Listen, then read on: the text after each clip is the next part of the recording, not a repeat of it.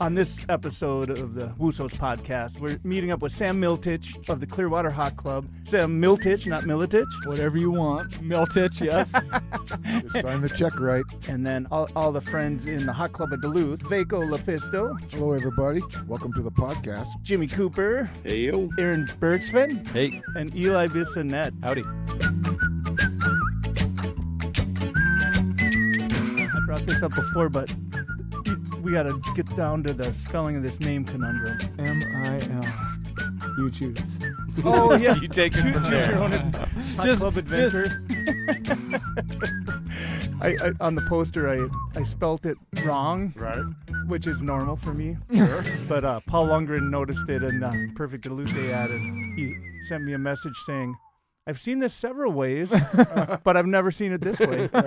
So, He's unique. You got the same question from me when you're at that. That's right. I wasn't sure what do I put on the poster? Take your choice. well, how did this happen? Was this Vaco's idea? This is Vaco. Well, we'd started playing at the Rathskeller, and Sam actually sent me a message via Facebook. Yeah. He said it was interesting because we'd known Sam for a while, and he said, "Well, I'd like to do a gig with you." I said, "Well, that would be great." Then I asked all these guys to go, "Okay, Sam Miltich, yeah, we better practice."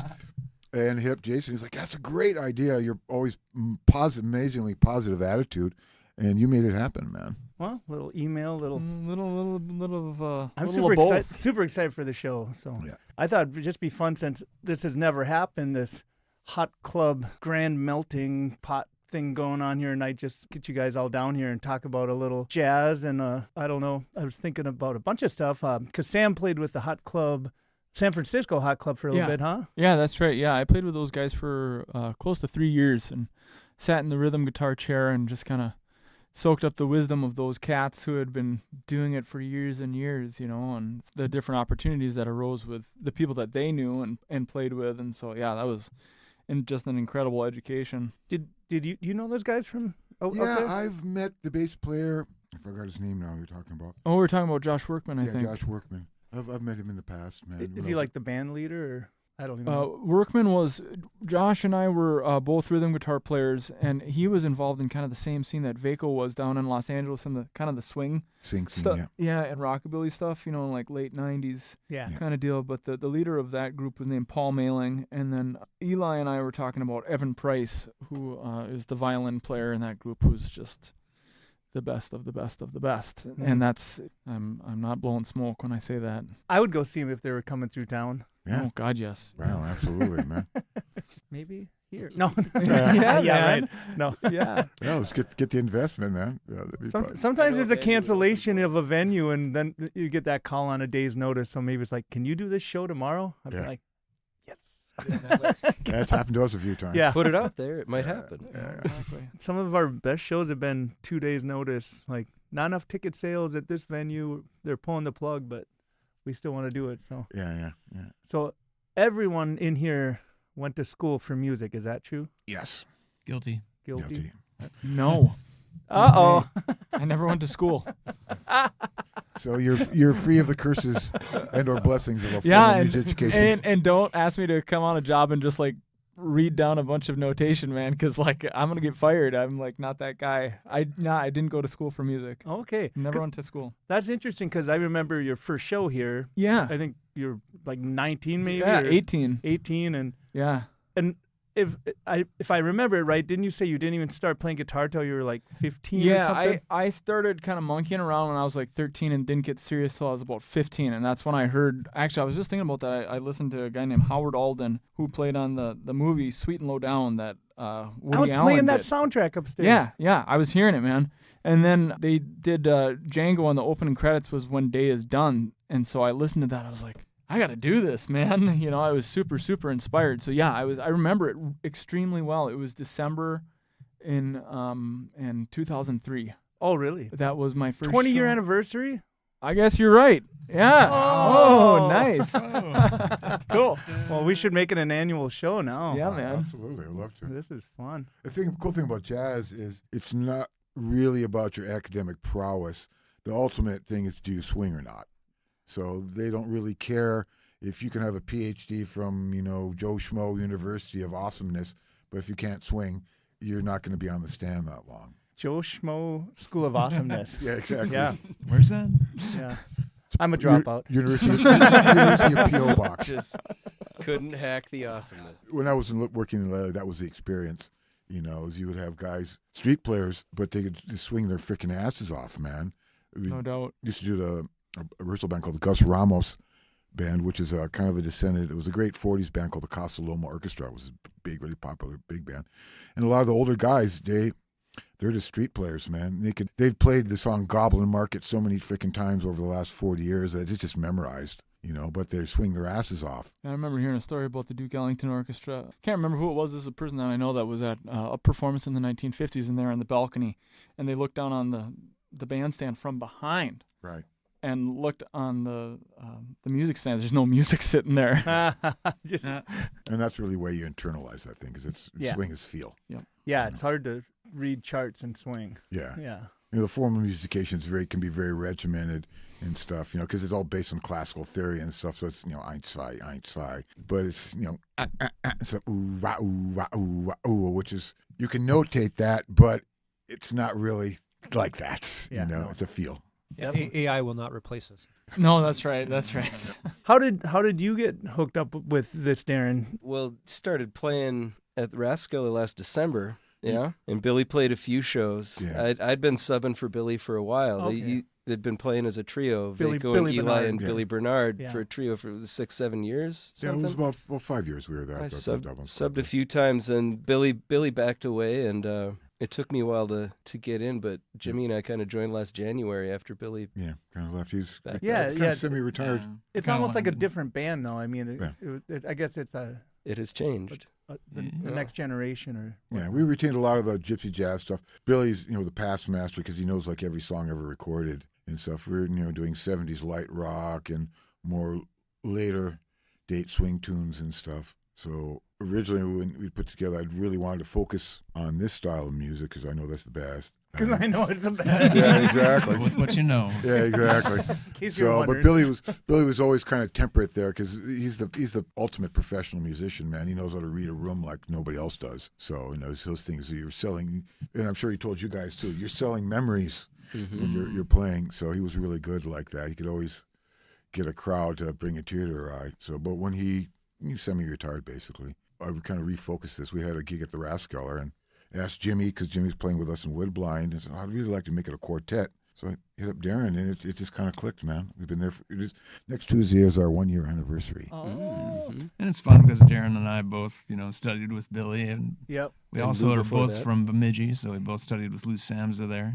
Oh. Do you know Lou? And they worship at the statue of the giant Paul Bunyan. They drank the same water. Yeah, I gotta say Same that I Kool-Aid. was like, when I found out that these guys were playing, I was like, another hot club in northern Minnesota. Yes, more opportunities to play this awesome music, because it's like when you remember back in the day, man, it was like a struggle to find people who even knew who Django Reinhardt was. I mean, it was like a select few that were digging that music, and it was not readily available. It's not like you could, Before YouTube. I'm going to say I'm dating all of us when I say it was before things like YouTube and God forbid Spotify. Yeah, right. But yeah, it's just. What do you mean, Sam? Here's your 2 cents for your million spin. I thought it was. I thought it was like 1.5 or something. But yeah, it was just hard to find people to play with, and it was hard to find recordings. I remember finding some CDs, and I got these instructional VHS tapes from the leader of the Hotclub of San Francisco, and just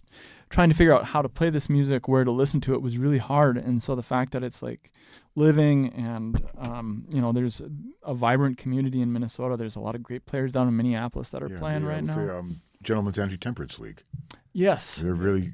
Yeah, we played their album release. Yeah, watch them grow. Yeah. I have to say the bass player's like, he was playing electric bass at Get an Upright Bass Kid. First thing I said to him, Get an Upright Bass Kid. Yes. And he since has. Yeah, I think it's fantastic that there's a scene that's being created here in northern Minnesota, in our region, and it's a very fortunate and lucky thing that we're all hanging out in this room together, and that we get to play some music together here before long. It's kind of thrilling. Well, I'm finding is it's finding a home here. People really much enjoy this. It's unique. We were talking earlier about when you when you put the word gypsy in front of jazz, everybody digs it. But if you just put jazz, it's like blah, blah, blah, blah, blah. They think it's like late Coltrane or something, which is awesome. But hum me a melody, right? Yeah. So That's like when I was in New Orleans and Tina's like, I don't like jazz. And then we're listening to Tuba Skinny and she's like, is this jazz? I'm like, yeah. She's like, maybe I like jazz. Yeah. well, because the style has over 100-year history now. There's lots of kinds. So there's lots of kinds, and it's easy to get stuck in the weeds. Yeah. Because like in jazz school, you learn 50s and 60s jazz blue notes, kind of the emphasis on that, because that's really one of the high forms. And a lot of the earlier styles are kind of brushed aside. Yeah. I've always felt like, in terms of jazz education, I mean, one guy that I really do dig a lot, I mean, it's controversial for some people, but I like Wynton Marsalis. Sure. Because he really digs deep into the older repertoire and really gives credence to the history of jazz and the birth of it in New Orleans and stuff. And so I've always appreciated, he has very strong opinions, and I get that. And that's perfectly fine, because if you're a musical genius that can play like that, you get to have those opinions. But I love the fact that he emphasized that earlier vein of playing, and that you were talking about this, Faco, you're talking about the swing feel. And I think that's like so fundamental, and that comes out of listening to the Hot 5s and Hot 7s and the Kansas City 6 and 7 recordings, and listening to Pops Foster and Walter Page and some of that earlier stuff. And Louis Armstrong, that's the thing about like Louis Armstrong. He really re-lionized Louis Armstrong. Exactly. Because like when Miles said, "No he, no me," man. I mean, that guy was such a groundbreaker. Louis brought jazz to the greater society and was accepted at it in a time when that was almost impossible. And to bring it back to Django, I mean, that was Django's great influence was Louis Armstrong. That was Django's. That's my favorite. I mean, how can you argue with it? It's brilliant, and it's so incredibly melodic. Yeah, it just you're absolutely right, man. It just kind of defies words. When you were down in New Orleans, I tried to hip them to Tuba Skinny. It's a real trad band. They're really, really good. I didn't know that Tina. I think I like jazz now. Yeah, next thing someone grabbed her and she's dancing and yeah. And that's a tradition, with Royal Crown. We got to share some of that, like Lindy hopping and stuff. But later jazz, it kind of forgot that you could dance to jazz. They had like professional dancers that showed up. I was like, everyone came in and it was like no one was in this bar, and now 100 fashionable people are dancing like I'm in a movie. Yeah. I'm like, what is going on? Yeah, it's a beautiful thing, man. It's great to see that. And young people, too, not just a bunch of old gray hairs, but young people. Yeah, that's right. 20s and 30s. Oh, yeah. Yep. It was a very mixed crowd, but yeah. Would you go into like a DBA or one of those places? No, I was on Frenchman. Probably DBA or one of those places. Right after my dad died, I went down. I have some friends down there, and went and hung out. And Frenchman Street had just kind of happening after Katrina happened, so a buddy of mine, Monty Banks, dragged me down there, and we saw Tuba Skinny. I was blown away. It's like, here's these 20-year-olds, and it's it sounds like Buddy Bolden on trumpet and stuff. Right on. Down to like sitting down. It's hot. They're drinking Sazeracs and wiping their faces off, and then they'll rip some solo. It was really amazing. It was like going back in time. Yeah, super good. I think the other thing about hot club music in particular is I think it's also very accessible, and even though it's its origins are a European art form with Django Reinhardt and Stefan Grappelli, I think it's really accessible to Americans for this reason: it's guitar band music. Yeah. It's 3 guitars, and it's pretty enjoyable. You know what I mean? It's very accessible, and it's very melodic solos, right? Yeah. We have a set of relatively, I'm not going to say simple changes because they're not simple, but they're very approachable because it's that, there's a lot of circle of fifths going on, and it pulls the ear, and people listen to it. I can't tell you how many times I've played with Hotclub of San Francisco or the Clearwater Hot Club or different groups, and they'll say, I don't like jazz, but I really like what you guys do. And I always have to say, well, I hate to break it to you, but this is a form of jazz. Yeah, exactly. It's swinging and we're improvising. So I'm going to think we can safely say that this is in the jazz realm.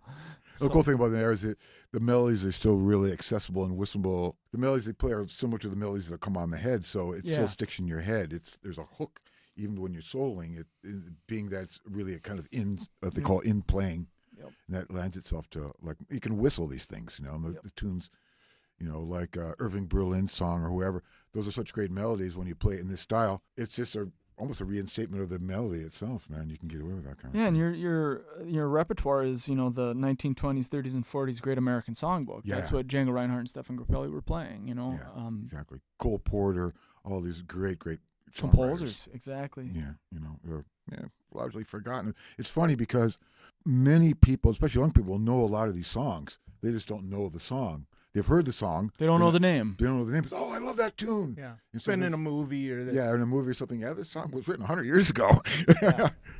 So it's really cool to see that happen when that light goes on. But then the hot club rhythm, I mean, it's like the four on the floor of its day, A lot of people seem to think we have a drummer up there Yeah. too, or something. Wasn't somebody asking about that? Yeah, Hey, who's playing drums? Who's playing drums? I'm the drummer. That always happened with Woodbine too. When Yeah. we started as a duo, they're like, "Where's your drummer?" It's like, no, No there's drummer. no drummer. That driving, it's infectious. True rhythm guitar, I mean, it's drummer is. I'm not gonna say we wouldn't invite them, but they're not necessary in this style. Yeah. Because this, and frankly, where that comes from is with Django Reinhardt in the quintet of the Hotclub of France is Django was a Manouche Romany musician, and it's really hard to carry a drum set in a caravan. Like, no Yeah. kidding. Yeah. This was string music to begin. Yeah. And it was violin instead of trumpet, and it was 3 guitars, and 2 of them were rhythm guitars. Because apparently the story is Django got jealous of Grappelli because he was like, when you're soloing, you have me and the rhythm guitarist playing. He said, I want 2 rhythm guitars too. Right. So they got they in that original quintet of the Hotclub of France, they actually had 2 rhythm guitars, Django, Stefan, and then bass. So it That's was interesting. I never knew that was why, but I that didn't totally know makes that sense either. when you He think just about got it. So jealous. makes sense. Yeah, Well, I want that support too, man. exactly. Yeah. He wanted that big fat sound. So Well, hey, we get to we're doing get that it. tonight. We're doing guitar it. players tonight. That's awesome. This is the Hotclub of Wussows. Well, I thought this is funny.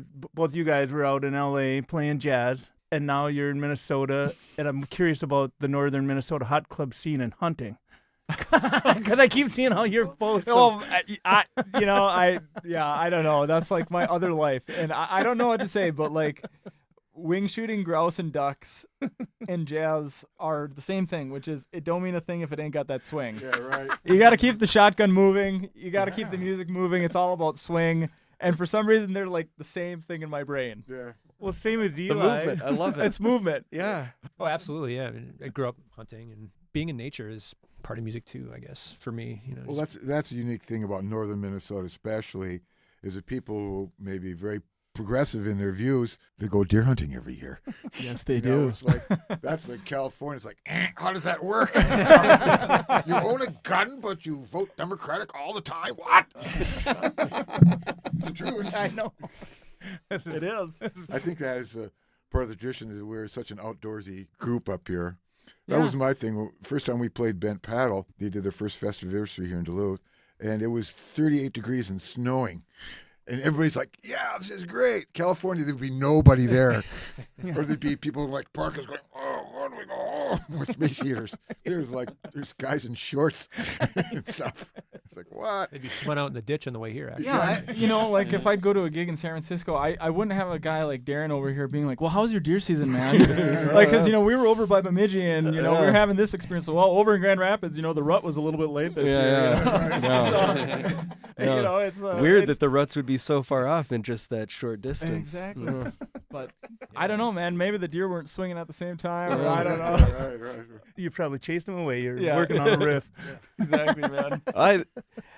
That's my hunting experience. I used to go out with staff paper under my coat, and I just climb up in the stand and hang up the gun and sit and write tunes. It's like, oh, repeat. Gun- What? the- Oh. The rifle, Exactly. No, the rifle was unloaded, hanging on a branch behind me. Right, I right, had right. better things to do. And what will be the coda to this hunting experience? How will I sum up this hunt? Slipped out of the deer stand. Oh, I can't find my driver's license. Oh, what the? Just don't erase anything that really attracts attention. Yeah, that's right. And these guys are going to be doing the show tonight. Awesome sold out show in the vein of Django's original powerhouse band. That's 2 right. rhythm guitars, violin and bass. Quartet of the Hotclub of Wussows. Hopefully we'll record the whole thing too if the computer doesn't crash. And Yeah. maybe we'll get something good out of that. Yeah, you never Right know. on. Never know. Our cheese grater computer we use is That's Windows 78, right? it's old. It's a G2 or G5 I meant. Oh, G2. wow. That would be G5. It's almost an antique, I I think. was almost 20 years old now. It's getting there. Yes. I thought if Sam, you wanted to talk about the importance of hearing. Oh, jeez. And I remember we had a show that was also almost sold out one time, and you had a terrible. I forget what it was. Yeah. But you lost your hearing. Yeah, I can kind of go into that, which I can actually relate. I was thinking about this on the drive over. I can relate it back to Django. But 2019, I'm in a hotel room.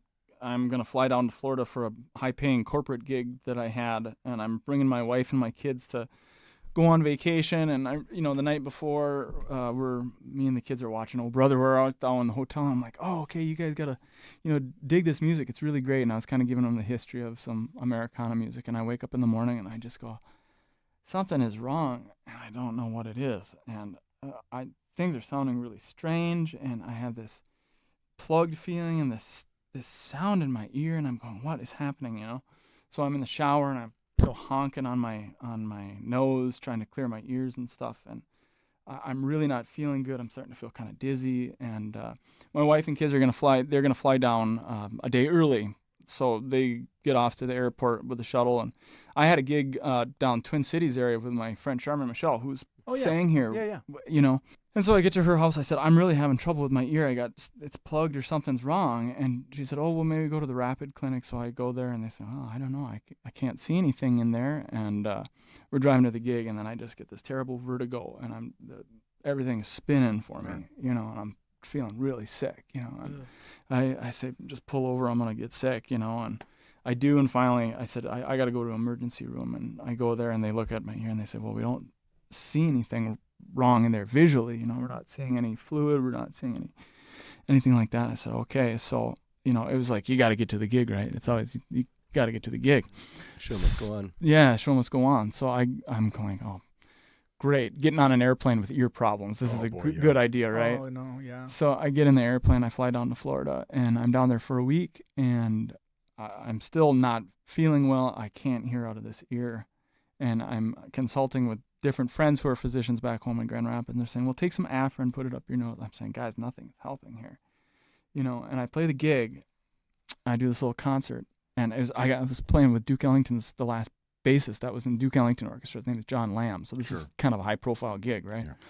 Big deal. And I get done with the first set, and I say to the drummer, I step outside, and I grab my wife, and I say, guys, I think I'm having a stroke. I can't make sense of what's happening. I can't hear the music. I said, well, what do you mean? I said, I can't hear the music. I hear sound, but I can't tell what it is. They said, can you get through the gig? I said, I'll try, I'll try. And so I do. And finally, one of my friends down there is an older fellow, was retired, worked for the University of Minnesota on the cardiac department. And he said, this is a medical emergency. He's a musician as well. He said, you're a musician. You need to get this checked out. So I fly home. Get home, same thing, terrible vertigo. I can't keep my balance. I'm super ill, and I go into the doctor, and they say, you need to go to an ENT in Duluth. And I said, well, when can I make an appointment? They said, you're going tomorrow. Right. So I go, and I get an audio test. It was just one of the darkest drives over to Duluth in my life. So I get there, and they do the beep test, and I come out, and I say, so what's the deal? They told me I had fluid in my ear, and the ENT says, you're profoundly deaf in your left ear. I said, what? He said, you're profoundly deaf. He said, you're unable to hear anything in that ear. I said, well, what do I do? What surgery do I do? How do I get it back? And he said, I can prescribe steroids. That's about all I can do. And so I said, I'm going to Mayo Clinic. This is my profession. This is my life, So I make an appointment, and I have a friend who's a physician in Rapids, and she said, I'm going to call in and get you in right away. So I get down there, see an ENT. They do another hearing test. They say, yeah, you're profoundly deaf in your left ear. Said we can do 3 steroid injection treatments and put you on prednisone, and there's maybe a chance that it might come back, but don't hold your breath. And so I went down there, and I got steroid injections in my ear with needle in the eardrum. Oh my God. So they did that to try and save my hearing, and it didn't take. So when we were talking, for some reason I thought it recovered, but it didn't. No, what recovered was my brain. Okay. Yeah. So what's happened is, I was profoundly deaf. It took me about 1.5 years to get past the shock of of what happened to my brain, because I've essentially lost half of my hearing apparatus, so that part of my brain is just dead because it no longer has input. That was to recover from the injury. So what happened is the cochlea, which is the nerve center of the ear, the blood stream was cut off from a virus, probably RSV, which is a cold virus that little kids got from my son from school. And then it took about another year and a half to retrain my brain to hear with one ear. So now I can do everything that I used to do, but I do it with one ear. Well, so when we were doing sound check and you're like, I got to be on this side, I was like, so I was thinking you maybe had damage, but I didn't realize it's gone. It never came back. That sucks. Yeah, so it never came back. So to relate it back to Django, he's kind of a profound cat for me because I found such inspiration in his music, but he lost 2 of the fingers on his left hand. Yeah, right. He played lead guitar with 2 fingers. Yeah. And I was like, okay, if you're going to do a deep dive into the Django thing, you got one ear. You're just going to have to figure it out. Yeah. And it took a long time. So that's the story of that. So I'm playing the show on one ear, and I've been doing that for the past 5 years, is playing with one ear. Yeah. You have to play every gig as though it's your last. You got to treat it as the gift that it is, the gift of music. Sure. I went through a deeply dark night of the soul with the hearing loss. Yeah. Yeah, I can relate. I remember when this happened. That's how, right. Yeah. Yeah, Vaco had got my pinky and my fretting hand crushed and had to have it restructured and rebroken and shaved and didn't really play. And I met Jason like right when that episode was happening. I moved back here to have the surgery, and I didn't really play for about a year. It was quite a ways to come back. That existential thing is a big deal, isn't it, man? It's like you realize what you've lost. And before, in my career in Los Angeles, you take it for granted sometimes. It's like, man. This is simple things. And all of a sudden it's like, okay, how am I, if I can't use this finger, do I start playing left-handed? How do I do this? How do I do that? Is it even possible for me to do that? But the brain thing too, of like the muscle memory for what you're doing and like how my brain was wired to hear sound. It's like you have to it's neuroplasticity. You have to rewire your brain. Yeah. I've done it on numerous things in my life, but it's intense, as you know. Yeah, it really is. And for me, it's like after I had the pins taken out for the first 3 months, I'd play and be like snap, cock, pop, and then my finger, my pinky finger would swell up like a bratwurst. It was like red. I'm like, there's that existential sense of dread. It's like, is it going to be like this forever? Is it going to be this hard always? Always. Am I going to have to deal with this? Am I going to have to get shots? Because, it's like, that is not, that, swollen hand is not going to work. Yeah. And that's the moment, it brought me to tears, man. Sitting in late at night going, oh, fuck, what has happened to me? My life is, everything I've done in my life in the last 25 years, has it been all erased? No. Precisely. Yeah, exactly. Yeah. Well, and one of the things that I think it did for me was it just erased this sense of identity. I'm not saying I'm glad it happened, but there's some good things that were taken from it, which was I had this identity wrapped up in Sam, the guitar player.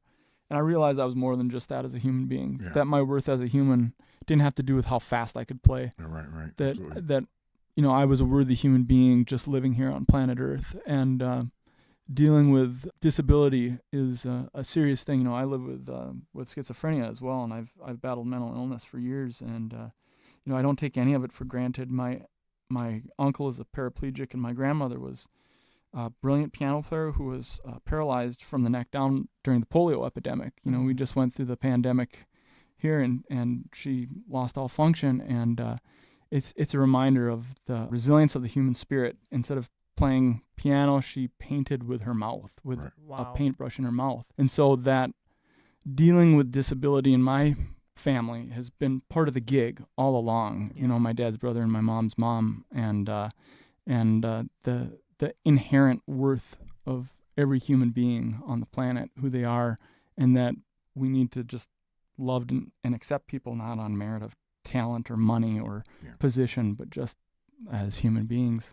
So you can take stuff from it, Yeah, that was really kind of insight too, and like you really, especially when you reach a certain level of skill, not that I'm particularly skillers, but you reach a certain level of skill, and you start to take that for granted.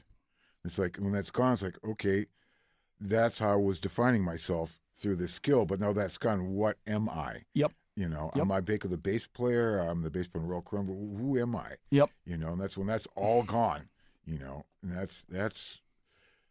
that wakes you up, man. That's human stuff. Yeah, absolutely. And I mean, I'm still bringing it back to the Hot Club thing, but, that was Django, man. He was 18 years old.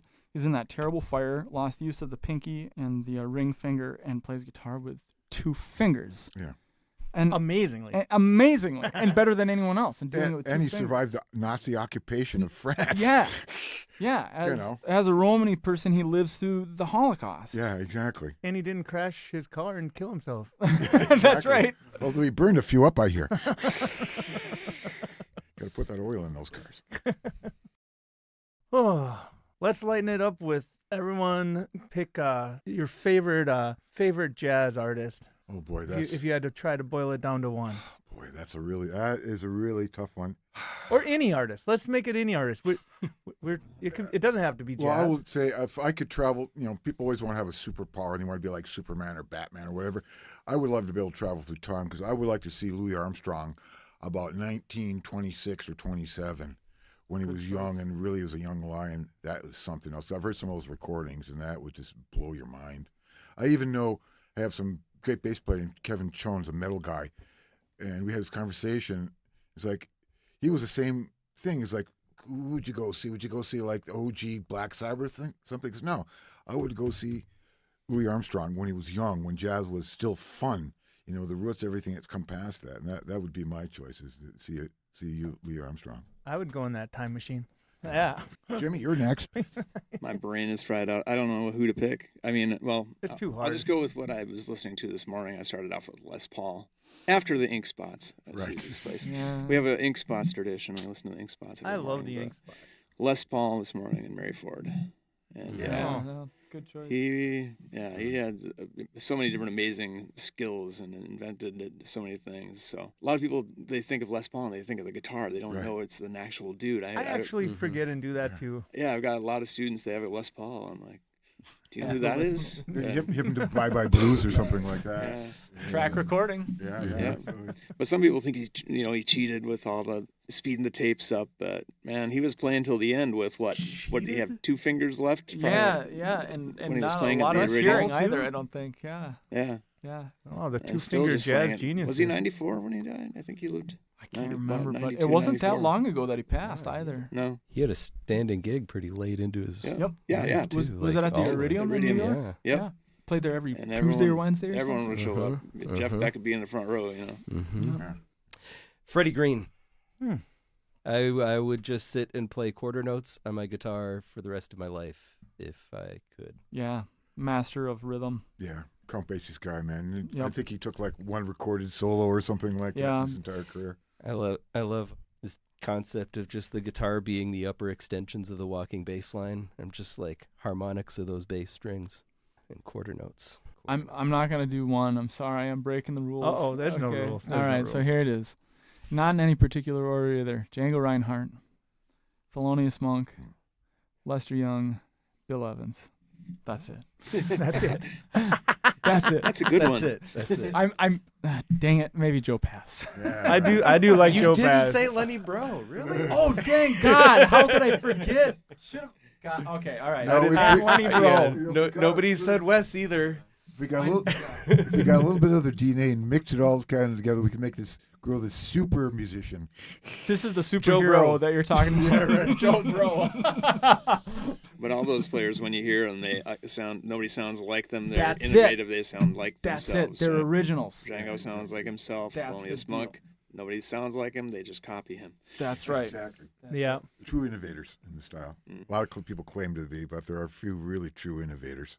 Okay, being the violinist, a little bit cliche. I mean, I was talking with Sam about the Hotclub of San Francisco. So Evan Price, in terms of contemporary musicians, is right up there for me. He's just a brilliant gypsy jazz violinist and crossover musician, and just a great person from what I gather. You I'd love got to it. meet him someday. You will. I'll And make then, it happen. You know, I'll make it happen. Oh, that's a promise. wow, man, You heard it lottery here there. first on the WooCast. And we're taking the time machine for my favorite Louis as well. Yeah, absolutely. And speaking of Time Machine, of course, Stefan Grappelli, and then Hildegard of Bingen. But beyond that, Hildegard. Yes, thank you. Yeah. I'll go with you to Okay. meet Hildegard. Sure. A lot of comments on this episode of the podcast about what you do as a musician and who you are, and the question of the who you are and what you do coming together in a real holistic way. I think Hildegard really embodies that for sure. the historical accounts of who she was and what she did. Pretty cool.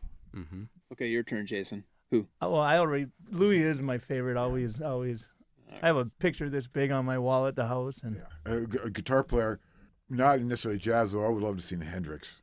oh yeah, In his time. Yeah. You know, even Zappa thought he was amazing. It was Zappa. I'd go see Zappa. Like, Yeah, man. yeah, the guy, somebody like that. He was really an improviser. You know, it was a different time, of course, but I mean, in the end, it's like he was starting to hang out with Miles and stuff.